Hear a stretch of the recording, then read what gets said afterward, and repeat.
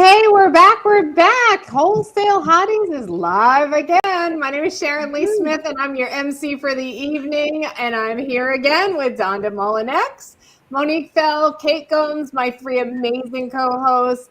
And this week we have Tracy Koa as our special guest. Hey, Tracy, how are you? I'm good, ladies. I'm so excited to be here. Thank you. Yeah, very excited to have you on, Tracy. Thanks. Yeah, it's great. I love it. I've never been on a live before, so I'm so excited. Well, this is great. Watch what you say, Tracy. There's no editing. That's right. You know me. Yep. I'm going to try really hard. So Tracy, we're so glad to have you on. So I, as these ladies know, I'm not in sub 2. I am in astro flipping, and my mentor is Jamil Damji. And Jamil and all of his mindset teaching has completely changed my life, saved my life, really. And I am so glad to have you on to talk this week about mindset and all kinds of stuff. So tell us a bit about you, Tracy, and tell us where you came from, where you got started, and all the good things, and how mindset has helped you. I love it. Well, like you, mindset really changed and I would say saved my life 100%. I'll give you a little backstory of my past, and I can kind of go into real estate, which they're far apart, I guess. But we all have a story, right? And our stories lead us down all these different paths. And along the way, we can choose, right, how to respond to these things. And I would say that so part of my story is I grew up very traumatic young life, left home at 15. And until I learned about mindset, hi, Donda.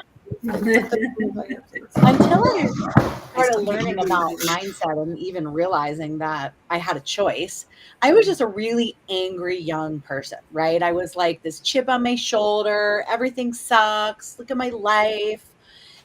And then I realized one day, and I had a friend that was in my life, and, she was just honest, right? And she's like, is this when you were 15 still, Tracy? When you were a teenager? No, I was probably in my early 20s at this point, right? No, I was like a really awful, mean person for a really long time. I cannot imagine you like that, Tracy. I can imagine that. So, yes, mindset has transformed you. 100%.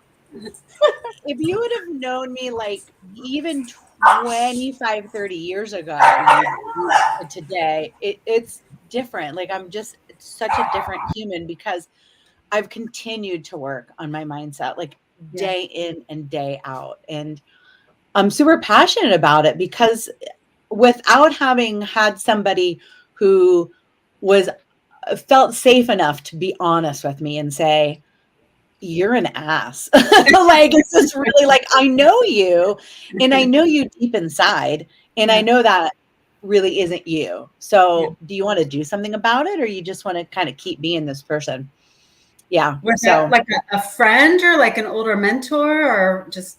Yeah. It was a gal. Her name's Darylyn. And we've been friends ever since we met. I've only heard the name Darylyn like 3 times in my life, and my cousin is a Darylyn. But go ahead. Wow. Does she live in Oregon? No, she lives in Rhode Island. That would be so crazy. It's such a cool name. It really is, yeah. Yeah. So she's quite a bit older than me, and I hired her just like really randomly over the phone. We just clicked. And when I hung up the phone, my boss was listening and she looks at me and goes, you don't even have the right to hire somebody. Like, how did you hire this person we don't know over the phone? I was like, I swear. Right. And we've all been friends. That was 40 years ago. And we've all been friends. Right. So, well, maybe not 40, 30, I guess 30 years, but you're still friends with them today. Huh? Yeah. We actually took a trip this summer to Europe. We had a great time. Yeah. She's in her late 70s now. Yeah.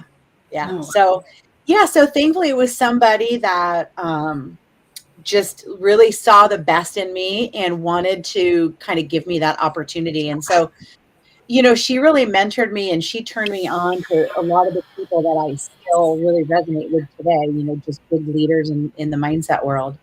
Yeah. Like who? Give us examples.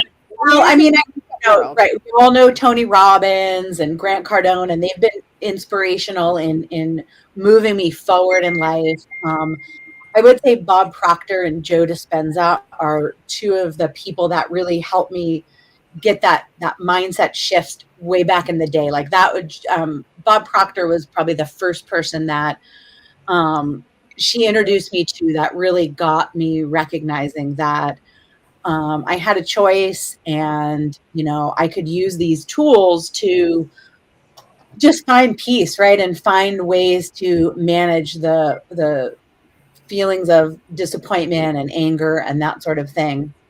So was it like an overnight shift for you, or? That's such a good question. Yeah, no, right. Right? It's a lifelong journey. Okay, that's such a great question, because Yes. I swear, I think that is the problem. Right now, we all know like mindfulness is a whole thing and everybody's talking about it and we're teaching kids, and I love all of that.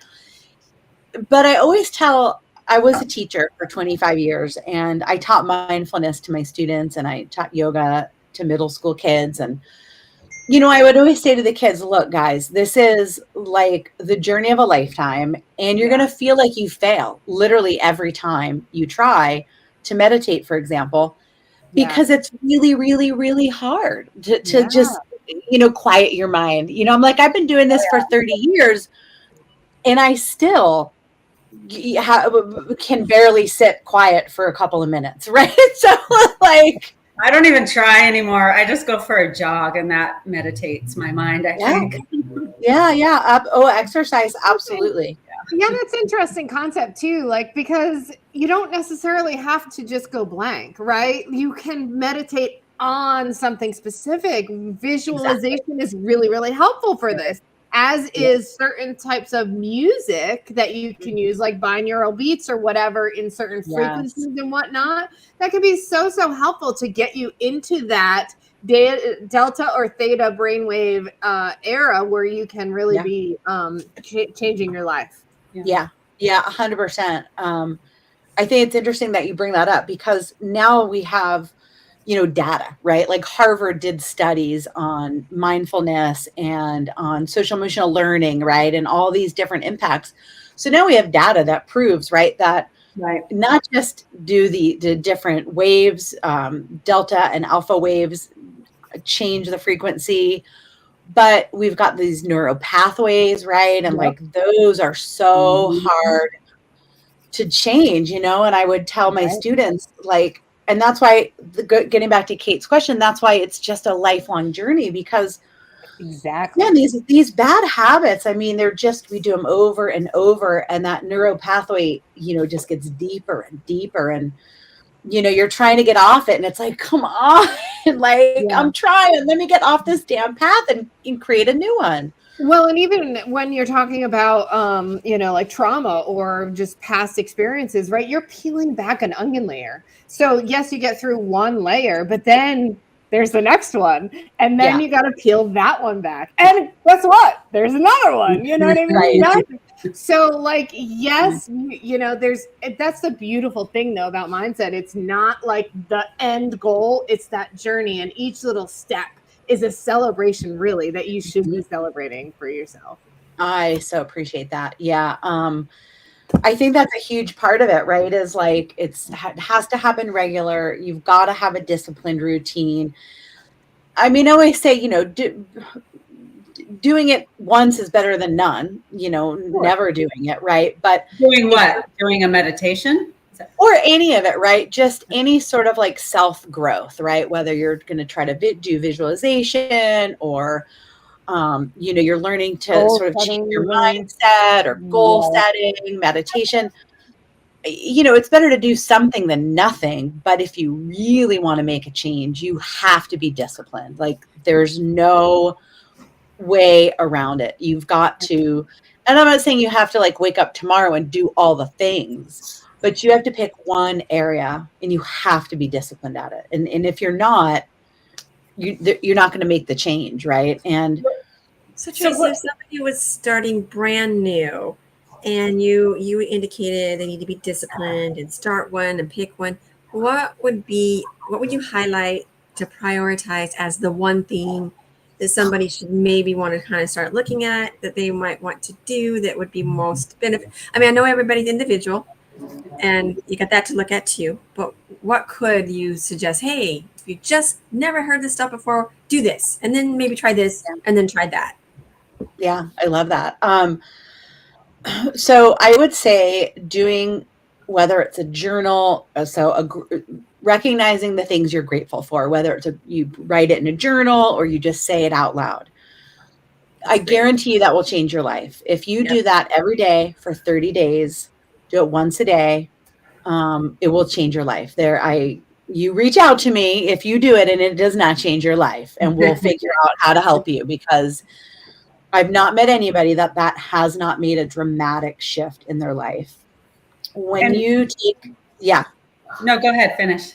I was just gonna say, when you take that time and you set it aside and you make an intention to be grateful, and it could be as simple as you're grateful for your breath, you're grateful that the sun is shining, you're grateful for your kiddos. I do recommend you take it a step further and you say why, right? I'm grateful for Wholesale Hotties because I'm really enjoying the opportunity to chat with everybody, share my experience, and see what it's like to be on a live, right?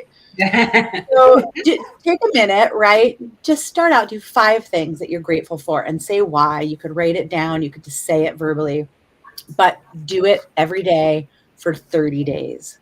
And so I think that's that's an easy one, right? You don't need anything. You don't need YouTube. You don't need, an app on your phone. You just need you. And you don't need like a goal or a thing that you're trying to achieve. It's just the state of being. I'm grateful for this thing each day. Yeah. You know what I mean? And so And that's what makes it so simple. It's hard to be mad. It's hard to be in a bad mood. It's hard to be ungrateful when you're thinking about and you're intentionally putting the grateful things in your mind. It is just a whole different aura that comes inside of you as a person, and that you can embrace, that makes your day just so much more brighter. Yeah, you draw better people, quality people around you. And we call them like God winks, little things happen. And like, oh my God, this amazing God wink today. We get to share with each other. And just to be so thankful. Like today it happened today. Started off with like doing what you said. I think I was doing Neville Goddard this morning. And studying my day right. And then I got a call from a student. I went and met him. And he asked some questions, and then he shared with me what he was doing. I was like, oh my gosh. And had these calls come in at the same time I was with him. And he just told me about Lake Havasu property. And I had one in sub 2 goes, I'm looking for properties in Lake Havasu. I'm like, oh, you won't believe it. I'm just on this call right now. I want you to meet. And connecting these people, like he's like, you are so busy. And it was like several things. And I had like 3 calls, and everybody had said something that he had just told me that he was doing. And I'm like, well, here you go. There you go. I mean, it's so true what you said, Donna. If you take that time, I mean, 5 minutes in the morning, you're just setting this positive intention, right? Like Monique was saying, how can you be mad? I mean, you're walking out the door, moving. If you're working from home like we are, you're moving from like the sofa or the bedroom to your office, but you're starting the day just on that positive note, and it makes all the difference. Yeah, it does. I love it. One of the things that I have learned to say too when I'm getting up in the morning, I'm still tired, is I get to get up and I get to do this today. Rather than thinking that I have to, it's I get to, and it just makes a world of difference to be able to say that and see it in a different way, because it does something inside of you to make it so much more enlightening and fun. Yeah, I couldn't agree more. Yeah. And, now that I'm in real estate and on this journey of growing my business, I've learned and really been practicing even sort of a next step, which is, before bed, I'm, doing my gratitude, and I'm, visualizing how the day went and what it looks like to be this entrepreneur that I'm on my way to become. And then you sort of set that intention before bed, and then you wake up and you start it all over again. And it's kind of the same thing, like, oh my gosh, here I am. I'm so excited. I'm this wealthy entrepreneur and I get to go about my day and it looks like this. And, I love it. How can you go wrong? And anytime I forget, I have my little mantra I tell myself, and it's like, oh, wait, hold on. Nope, that's not right. Let's get back to it. Yeah, and Tracy, I'm curious to go back to your personal story a little bit, because it's hard to imagine you being a super angry teenager with a bad mindset. Now here you are, the complete opposite. But like, how did that transition actually take place? I'm sure you just didn't start like journaling, Right. Yeah. And then you were moving. Yeah, no, it took a lot of years. And, a couple of things that I recognized. One is that I'm very fortunate that I really truly believe I was born a resilient person. And it took me a while to figure out that just not everybody has that inside of them. And so I used to actually look down upon people that weren't resilient, right? And I was like, oh my God, just like pick yourself up already. Over it, right? I looked at 15 and I was homeless and I'm fine. And then as I got older, I was like, oh, wow, you need to be super grateful that you're resilient, that you were able to just pick yourself up time and time again and just move on. Right. And that really was a shift for me too, just recognizing that, because that made me pause and start to recognize all the things that allowed me to get where I was and to be safe, right? And to have not, honestly, a 15-year-old, I lived on the streets. I had a whole thing. And you could be dead, So just the fact that I started to recognize how fortunate I was that I had that resilience.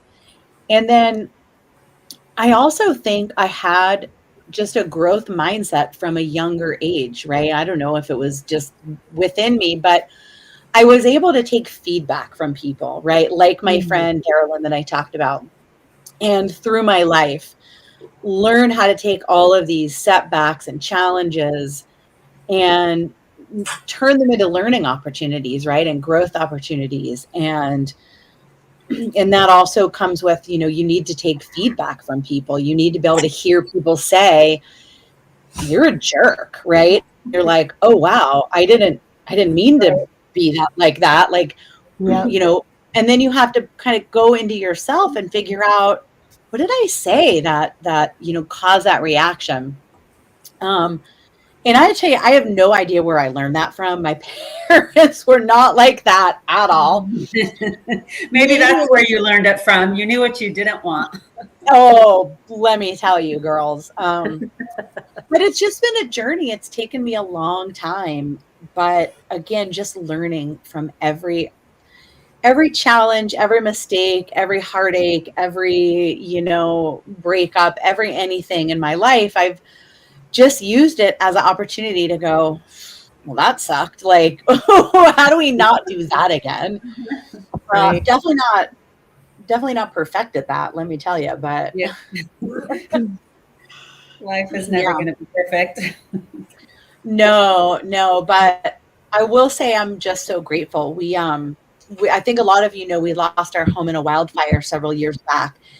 And without having had all of these past experiences and these lessons learned, I think I would have just crumbled. It's a horrific experience and it's traumatic and you've got a family and you're just navigating all of this.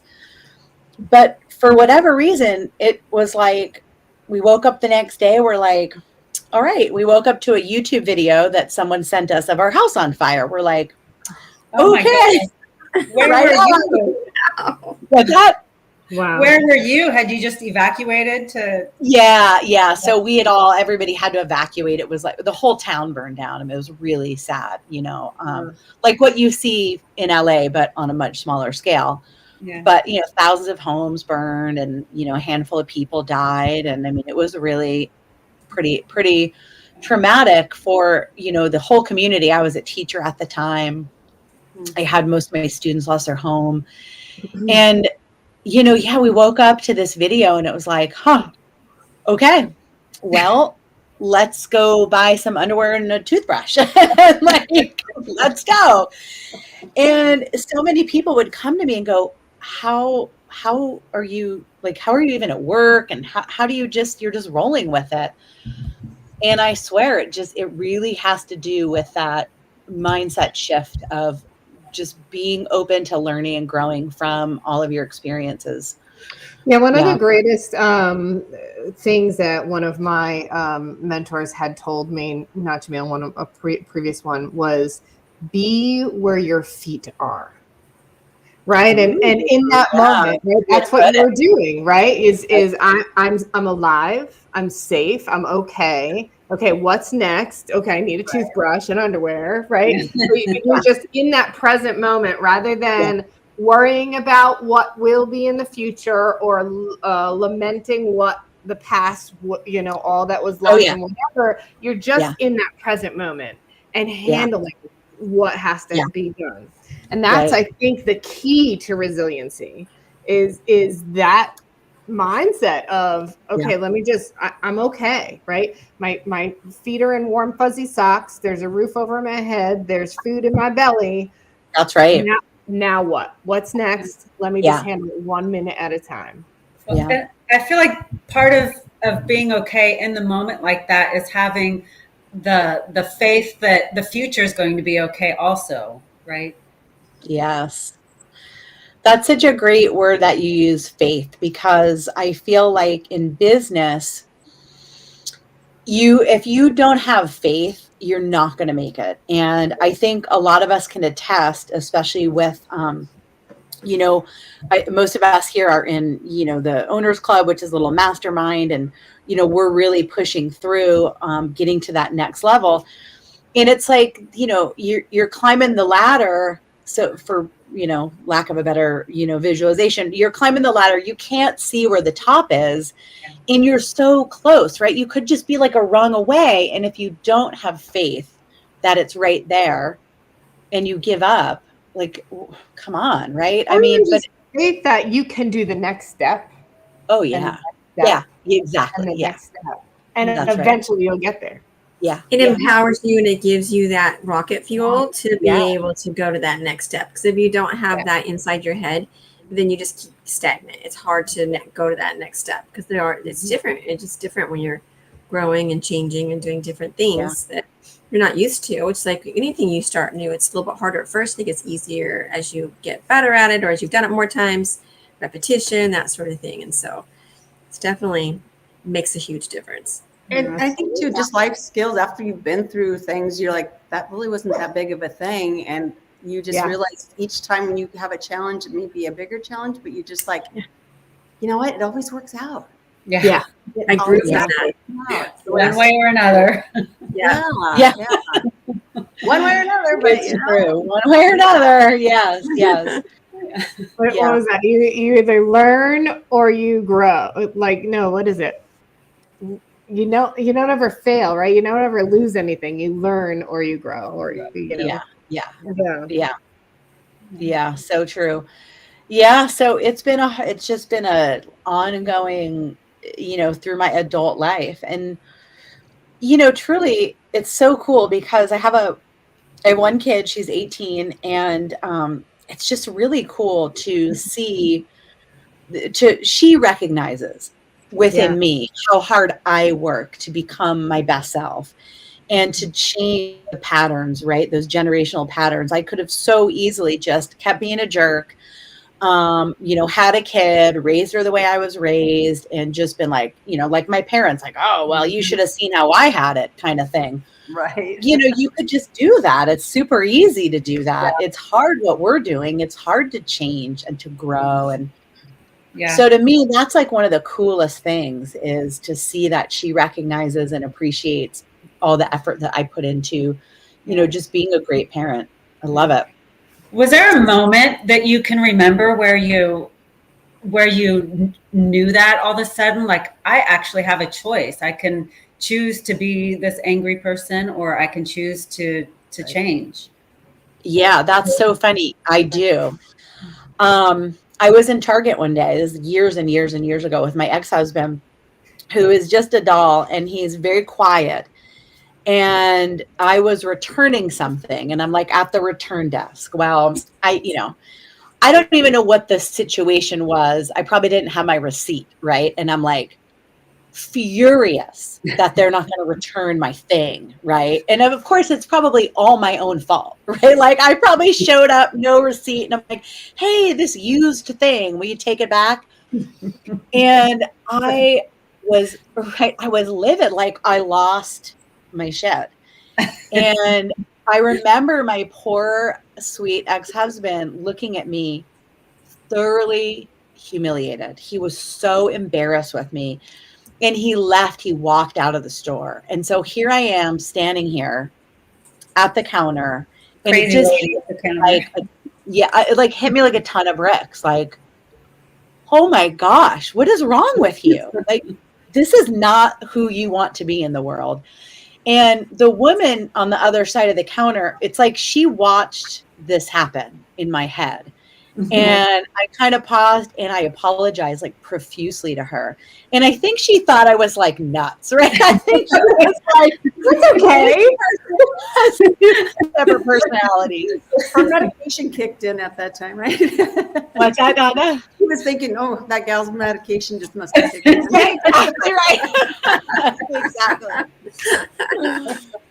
But and I had already had some tools in my tool belt, right? So I at least knew enough to recognize that, like I caught myself in the moment. And that's when I really started to take it serious. Like, you have a problem and you need to do something about it, because that is not who you want to be, right? You don't want to embarrass people you love. You don't want to berate people that, I don't want to berate anybody, let alone somebody that doesn't deserve a berating. Right? Some people do. I still don't want to do that. But. Yeah, so that's funny, Kate, that you say that. I think of that moment a lot. I think of that moment anytime I catch myself being reactive, in a negative way. And I'm like, ooh, hold on, girl. Back it up. Not have a Target moment. I love it. A Target moment. Target moment. That's a good one. That's so funny. That story. I have a very similar story where I was because I'm the same way, right? And like so much, trauma and whatever in my childhood that I just became a porcupine, right? That's how I think of it now. And like any little thing would bristle me up, and like don't bother me, right? And same idea. I think we were at Food Lion checking out our groceries, and I don't know what the cashier did. I don't even remember the circumstance, but I remember my husband at the time looking at me and going, "You're just an ugly person," and he walked out. Same thing. Yeah, he said that.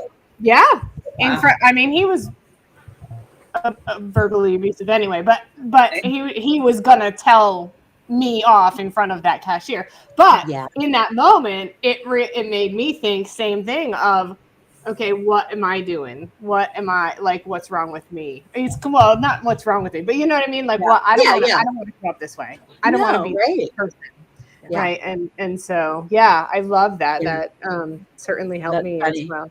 Very similar story. This too ironic. And as a teacher, it's interesting because we have nowadays, especially, there's so many kiddos that are labeled, bad and troublesome and all the things.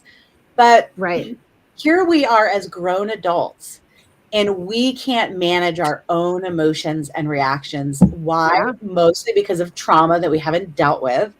Right. And here are these kiddos that are showing up to school every day, a lot of them living in trauma. And they cannot also control their emotions, right? They don't have that regulation skill, which is what you and I had to learn, right? We had to learn how to regulate. Because don't get me wrong, I still get fired up all the time. I do. I get fired up. Do you release it or not?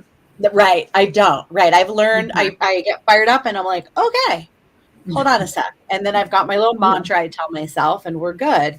Exactly. But hearing Then all when these. you do your mantra, do you feel it like released from you? Oh and you're yeah, not fired up 100%. anymore? Yeah, 100%. Yeah, Yeah. yeah, That's for really sure. cool. Yeah. So what is Yeah, that mantra? Are you willing to share with everybody? What is your mantra? Oh, it depends on what's going on, right? And Okay. so if there's a situation where I feel like, for example, like maybe I'm being attacked, right? Someone's like talking about me on a personal level that, is frustrating or isn't accurate, right? My Yeah. instinct is like, and I want to just like come at you. I'm so angry. Like, how dare you? My reputation means so much to me. Right. And then in my head, I'll take a breath. And usually in that kind of circumstance, I'll say, okay, Tracy, you're going to learn something from this. And let's be grateful that this person is just able to do their thing and you're not going to make it worse. So I usually try to turn it into, I'm always trying to, gratitude is always the way, right? Is just, let's be grateful for this situation. Like, how can you find some gratitude and compassion for the person? Because again, usually they're angry, right? That's a big one. A big mantra I have for myself is that sucks that they're not where you're at yet. Because that's all that it boils down to. I love that. They're just not where you're at yet. Yeah. And so they're blowing up. And so And you don't know what their day was like either. I mean, you don't have any idea what they went through or what happened that day, or something really bad happened to them in the moment. Yeah. And having that grace, to give them that grace, can be like one of the best things you just gave them. Right. I love that you said that. My mom always said that. She said, you always need to smile no matter if they're ugly, like ugly as in like angry ugly, Right. or they're Maybe mean. really You just ugly. have to give them a smile because you just never know what they've been through. And it's true. And I always just feel so grateful, right, that I've been able to catch myself and not react to their reaction. Yeah. Because that's like the worst, right? I mean, it really is when, someone's reacting at Fuel to you. the fire. Totally. Right. It's like two porcupines. Shooting quills at each other. Yeah, exactly. Yeah, for sure. Oh my gosh. I love it. Well, as you were telling us that story, I was wondering if there's a way to take it even a step farther with you, because you say that you still get initially worked up and fired up. Is there a way to train your mindset so that you don't even have to go there first? Oh, I'm sure there is. Yeah. There's definitely things that used to get me fired up that don't anymore. And I think it's because I've worked through some of those things on a deeper level, right? And so I recognize that the things that still get me fired up are things that are attached to past issues that I just haven't worked through, right? And that's kind of how I recognize it, right? Because I think all the time, I'm like, oh, look at me, I'm doing so good. I've come such a long way. I've got a therapist, and she's sure to remind me, oh, you still have a long way to go. I know you think you're fixed, but you're not. Yeah, it's a constant that we're always dealing with stuff. You're just always gonna, when I was a kid, I remember the cartoon with the little angel on the shoulder and the little devil on the shoulder. Right. And you're like, who am I gonna let come out today? And it's just like, no, wait, you go away. I'm gonna say It's the human condition, I feel like, whether you've had trauma or not. It's right. It absolutely is. I think that it's just like what the mindset work does is help you transition back right into normalcy, right? So your normal mood or whatever, something will set you off, but that mindset can bring you back down and give you that moment to pause, to regroup, and then to step forward without losing it. Yeah 100%. Right. I mean, scientifically, when you meditate or breathe, I should say, not even meditate, but you're just doing some breathing exercises, it releases endorphins that just relax you. So it's just so simple as taking a few breaths. One of my tattoos says breathe. It's such a simple thing, right? But in the moment, it's really easy to forget. But if you can just, when you find yourself getting excited, just take a couple breaths. but it's easier said than done. Sometimes It really is. It's easier said than done. So again, I always remind people, just like, do it, go for it, work at it, try it, and you're not going to be perfect at it. And that's great, because you're not, but you're doing it. Yeah. But I think you get faster. The more you do it and the longer period that you've done it, you get quicker at catching those moments and stopping that and converting that to Agreed. Absolutely. Yeah. Agreed. Yeah. So how has all this helped you in your real estate business? So that's been such a crazy and fun and amazing journey. I will say, boy, if you would have told me a couple years ago that my real estate career would be some of the most growth on a personal and mindfulness level, I would tell you, no way. I've done all this work, like, there's no way. But it's just been over the top, So I got started in real estate because, we had those fires, and I was teaching. That was post-COVID, just on the tail of COVID. And so we'd been teaching online, and it was exhausting teaching online. My mom had actually passed away during COVID. She was living with us on hospice. And so that was like, that had just ended, right? And I started a new teaching job, and there's just so much going on. Then the fires happened. And then my dad passed away like a year after my mom. And teaching was just not the same as it was pre-COVID. It was kind of like, gangbusters, like all bets are off, right? Because these kids are coming back from being home on their own, like doing their thing, doing nothing, whatever. And then in our community, we had all these fires. And so these kids are coming back now with trauma on top of trauma on top of trauma. And so I realized, the fire definitely solidified the reality that life is short, and you just need to live the life that you want. You need to make that life for yourself. If you don't have it, you need to make it. And so I'm trudging away through teaching and dealing with, recovering from the fire, and conversations every day with the insurance company. And I was really, really miserable. And I caught myself, being short sometimes with the kids, and just not having a positive attitude. I was not waking up like, yes, I'm going to work. And I used to. I loved teaching. I did it for a very, very long time. So I started thinking, what can I do? Like, what are my options? I wasn't ready for retirement. So if I left, I was going to lose out on, a lot. But anyway, so I'm thinking and talking about it around the house, and I'm scrolling through social media, and I always say, right, it completely reads our minds. So it knows that Instagram knows that it really does.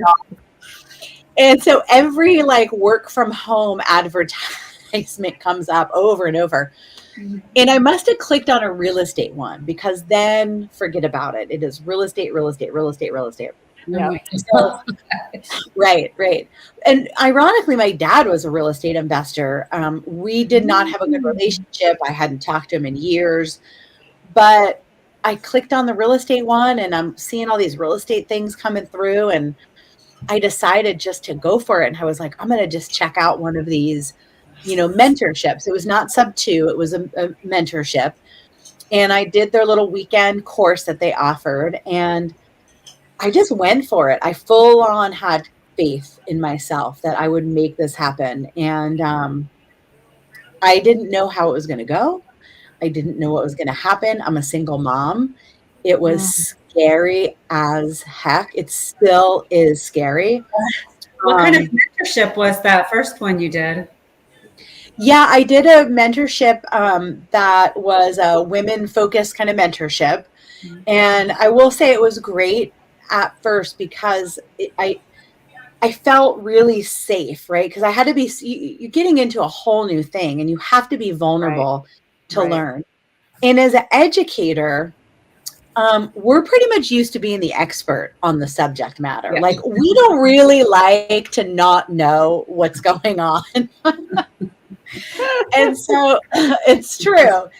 Right. And of course, Pace Morby came through my feed all the time, and but I just didn't jive with that at the moment. I just needed something softer, calmer.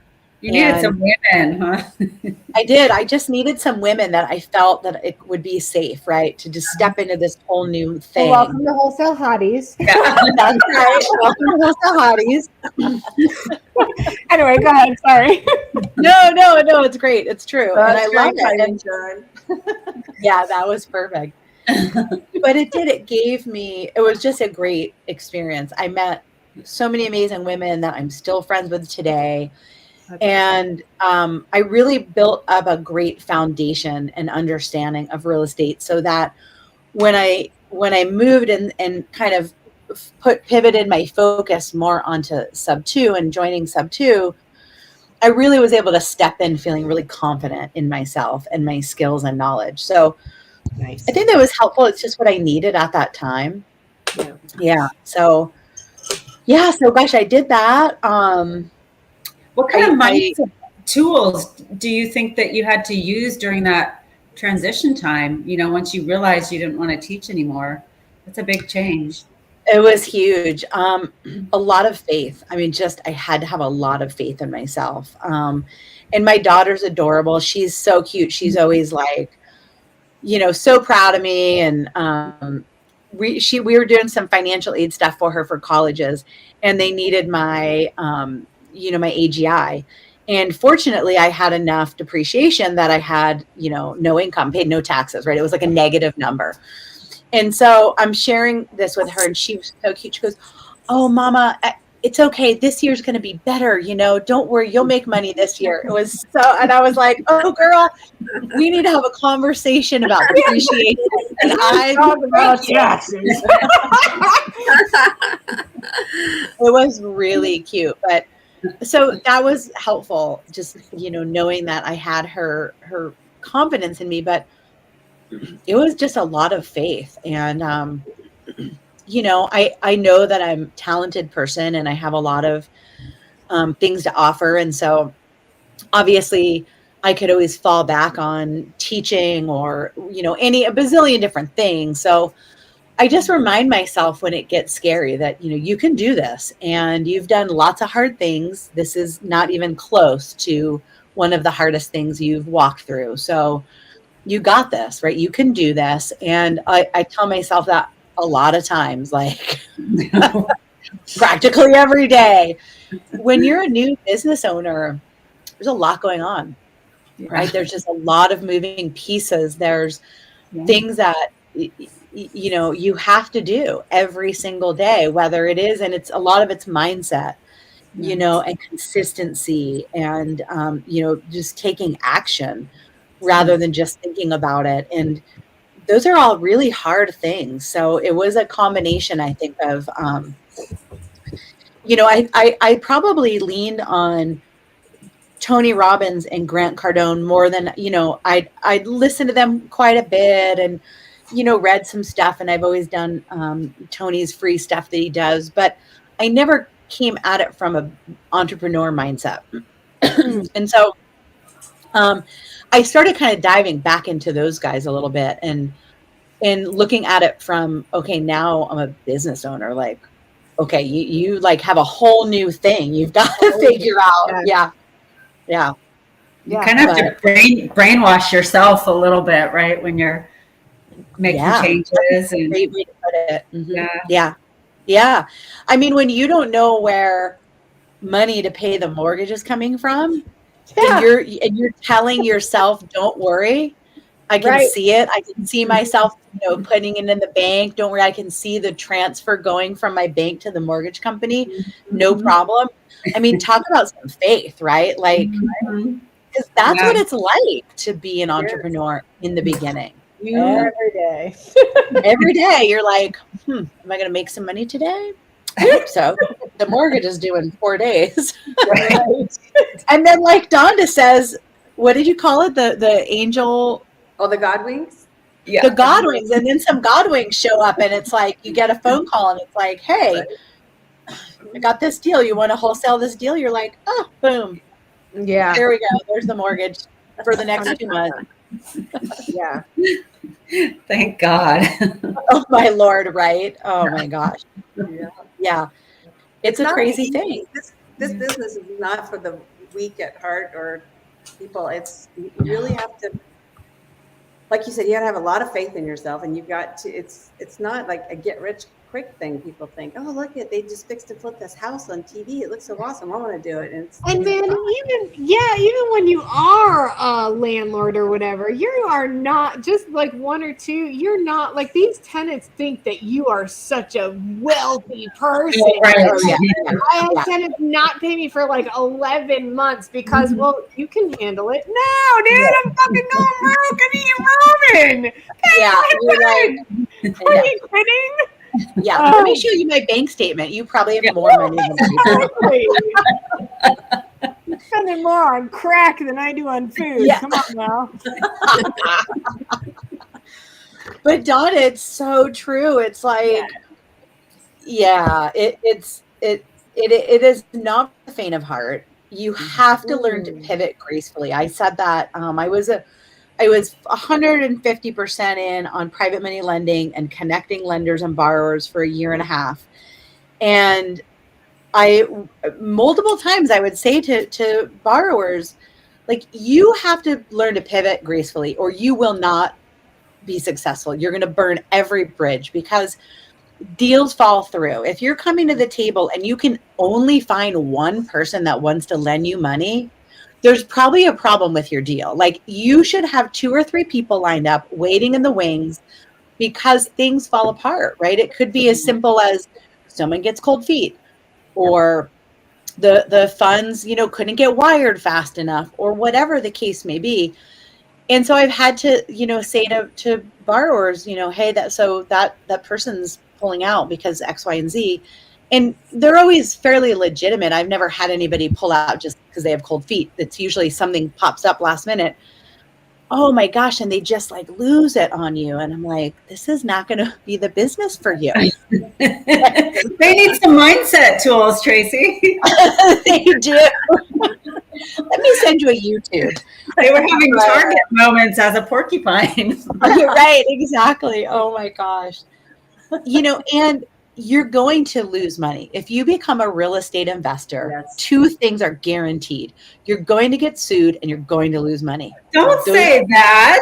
You're going to get sued. One of the first things you should learn is asset protection and putting your stuff in the right, structures to keep it safe. And you're not, absolutely, you're absolutely right. And the second thing you need to go for is a tax strategist, so you can learn how to. The word is not reduce your tax liability. There you go. That's the word. I knew what you were going to say, girl. Keep more money in your pockets. Yes. That's exactly it. Yeah. Or else you can't do the next thing. And not for nothing, but like my goal is to be able to provide housing for, people that might be struggling or whatever. And if I don't keep my money in my pocket and not in mommy government, then I can't help more people. So right. Right. Yeah. And you have to have, again, that, that growth mindset because especially if you're in the lending business, your private money lending, it is a tough space, right? And I don't know anybody that's lent for a significant period of time that has not lost money. And you really have to use that as an opportunity for growth. I know myself and my partner, Pam, we did lending together for a year and a half. And we made lots of mistakes, right? And some cost us money and some didn't. But we always were accountable to ourselves. We always took responsibility. And we learned from every inch of our lending. I mean, everything, even on the positive ones, because you can learn and grow every time, right? No matter how it works out. And I think for real estate, that's huge, huge. Yeah. Yeah, no 2 deals are ever alike. Ever. No, it's so true. I co-host a Zoom in the Gator community, which is Pace Morby's, lending arm, so to speak. And, it's a lot of new people. We talk about relationship building and communication skills and, And it tends to be a lot of newer gators that come in, and, they just want to talk about everything, which is great, and, but we talk about that a lot, that guys, no two deals are the same. And so it's really important to partner with somebody or many people, because every single deal you're going to learn something. So you can't just go through the training and think, I know it all, right? Because you don't. And every deal is just crazy different. Yeah. Yeah. 100%. Getting the school of hard knocks there in real estate as learning as you go, right? Yeah. Oh, yeah. 100%. And what else are you up to now in real estate, Tracy? Yeah, so I transitioned out of full-time lending. I do lend on my personal funds, but I'm definitely very cautious. It just, even the best situations can become so disappointing and frustrating. So I'm trying to be really cautious. But I've always also, like a lot of us, have been very passionate about co-living and affordable housing. I shared how I was homeless, and it was very, very hard when I was young to find housing. No one wants to rent to a young person. I think if there was co-living, I mean, there were kind of boarding house style situations, which is actually what got me off of the streets. Was a woman who, it wasn't like an official boarding house, but she just had a big heart for teens, and she would take several kiddos in at a time. And it was a safe environment. There was no shenanigans going on. She just had a big heart. And I was really in a very bad place at that point. And I think had she not come along, I don't know where my road would have taken me. And then when I was divorced and had my daughter and was looking for housing, I was shocked. I had not rented a house in many, many years, probably 25 years or more. And I could hardly find a place to live. No one wanted to rent to a single mom. I had very little income because I was a teacher. And place after place, I was told no. I actually had a landlord say to me, we were looking at a studio, and he goes, I think my daughter was 7 then, or 8. And he goes, I just don't think this is really the right situation. Your daughter's going to be going into puberty soon, and she's going to really need her own space. Oh my God. Talk about the porcupine. I was like, yeah. Mama Bear came out then. Never mind. Yeah. I mean, I was flabbergasted. I'm like, I'm sorry. And his wife was there, and I'm looking at his wife like, really? You're like, you should have just smacked him upside the head right now. Right? Oh my God. And I said to him, you are so right. It would be so amazing if I could afford a home where my daughter had her own bedroom. But unfortunately, I am a public school teacher in America. Yeah. And this is my income, that I am on. And then, then I said I had some money saved. So then I tried the strategy of saying, well, what if I just paid for 6 months or a year? And then I had people go, oh, well, what are you doing that you have all this, money? I'm like, selling drugs. I couldn't win. Right. And so selling your students wasn't a thing back then, huh? Right. Exactly. I think so. Affordable housing has just been in my life a big component, right, for my success, right? And so I ended up actually finding a guy who had really just like a dump that he was renting, and he was, nice guy, but probably falls more in the slumlord category than anything else. But he was willing to rent me this house, and it was great. It had 2 bedrooms, it had a big backyard. And I told him what I could afford, and he's like, great, you got it.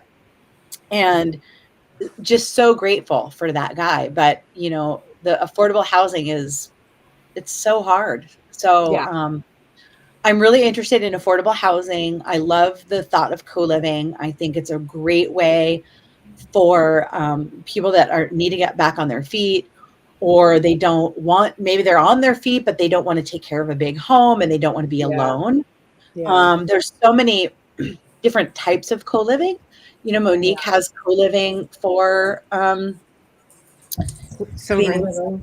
Thank you. Sober living, which is a form of co-living, right? There's, you know, co-living for vets and for seniors. I have properties in Hawaii, and we kind of set it up for multi-generational living, right? So we have a multifamily where we have 2 extended families, but they're like large, right? So one family is a mom, a dad, an auntie, and a grandma and some kids, and the other one's a mom and a dad and an auntie and some kids.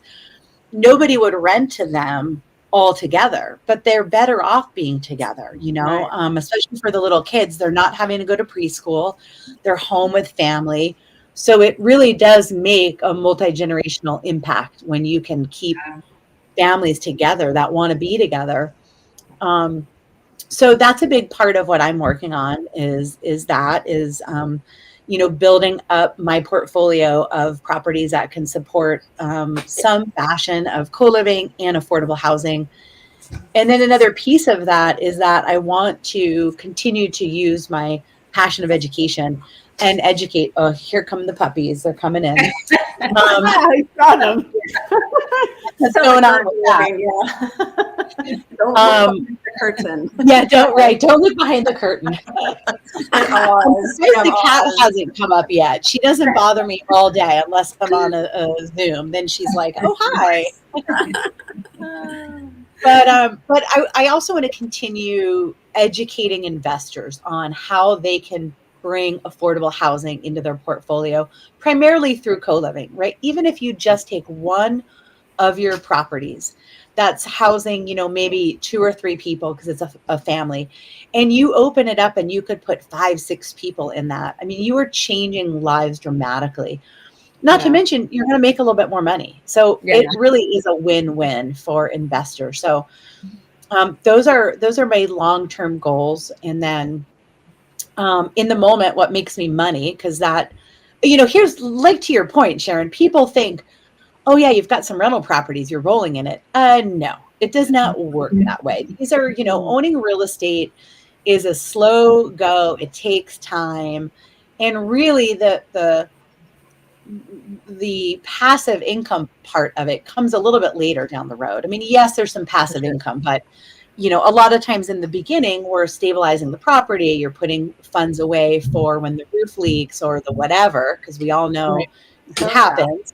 Well, yeah, people don't even think about that, right? Even if my rent is say $200 or $300 more than the mortgage, that $200-300, if my HVAC goes out and I'm spending $8,000, that's what, 3 years worth of profit, something like that. Come on now.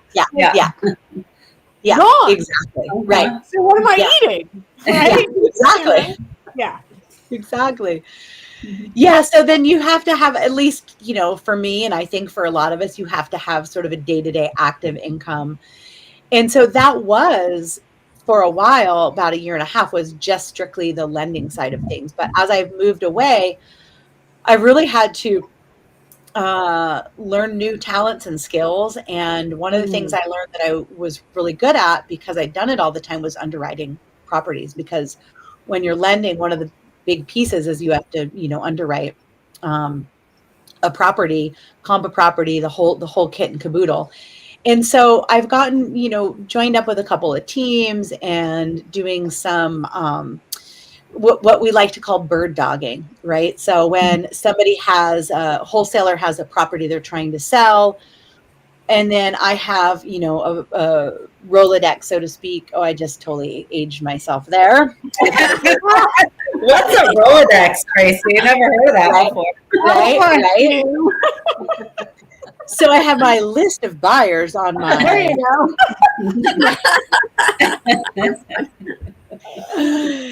And so you connect the two, right? And so I love doing that. I'm learning that. Wow, I thought to myself a couple weeks ago, why were you never doing this? Like, you have all these relationships on both sides of the coin from being a lender. You've just never, you know, done much with that. And so that's been really fun. It's really cool you're really helping 2 different people grow their business. You know, you're helping the wholesaler grow their business. You're helping the buyer, you know, grow their portfolio. So that's been really cool. Awesome.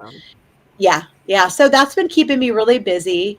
And then I'm also working on public speaking, and that's been really fun. That's been a lifelong dream to I love it. speak, you know, share my motivation and inspiration with people, and hope to, you know, bring them some tools and tips and just provide them that inspiration that, look, if I can do this, if I can go from, you know, 15 years old on the street to a mature woman, There very you go. mature woman, so can you. So that's been a really fun journey. Yeah, Sharon. That's right. Listen, it is on the hour. You have been talking. It's amazing. Like, we just filled up the whole. I can't believe it. I just looked down and wow. Yeah. Listen, okay. If you want to know how can people get in touch with you, if they want to get in touch with you, whether it's about co-living, whether it's about underwriting, or whatever they want mindset. How can people get in touch with you? At Tracy Koa. You can see it right next to my name. All of my social media handles are at Tracy Koa. I'm more active on Instagram. I do a much better job at connecting with people on direct messages on Instagram. So please reach out. I love to connect with people. If I can support you in your journey in any capacity, I'm here to help. Ladies, this has been a blast. Yeah. We're so glad you came to join us today, Tracy. You are Thanks, absolutely an Cindy. amazing powerhouse, and I'm so thankful that I get to be a part of your life. You were a godwing today. Thank you. So what? She was a godwing. Oh yeah. Yeah. Thank you so much, Tracy. Thank you. It's All really right, Thanks, good fun. night, Wholesale Hotties. Bye. Good night, everyone. Bye.